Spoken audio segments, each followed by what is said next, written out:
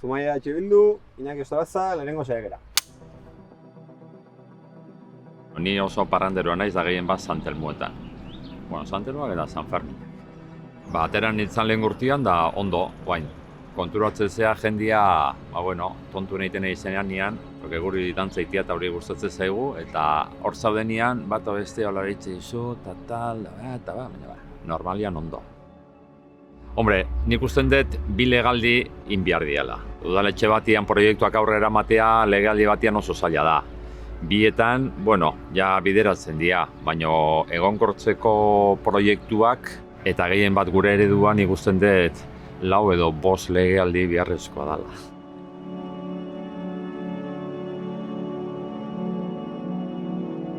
Beti izaten da, herritarrak erdigunean, baina horrek ze esan nahi du, azken finean, niz hartu nitxanian oso arginekan, kontuan eduki argin itxula espaloiak, esaten nun, azerak eta ondo mantendu, baina baita ere ze tipotako herrian egin duen, eta gehien bat nola babesten genitun, babes abiatzuten herritarrak. Eta hori, gehien bat bultzada gizarte politiketan eman, martxan ipini ditugu zerbitzu berriak, eta egia da abiatu dugun bide hori jarraipen eman behar diogula,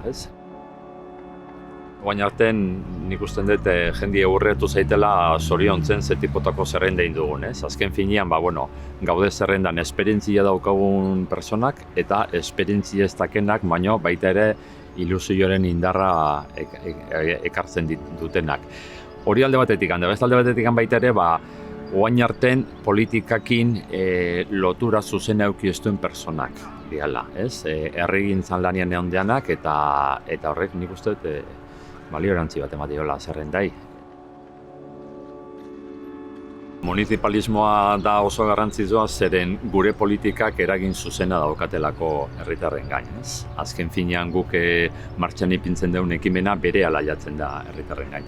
Gizarte zerbitzuan dala, edo kultura mailan dala, edo kirol mailan dala. Adibidez, guk beti esaten dugu industria nahi dugula bultzatzen segi Zumaian, guain egin dugun lanaren ondorioz okiko dugu 45.000 metro karratu industriak ezartzeko Zumaian. Industrian beste kalitate bateko lanpostuak eta sortzen dira eta horrek ematen dio aberastasuna herriari.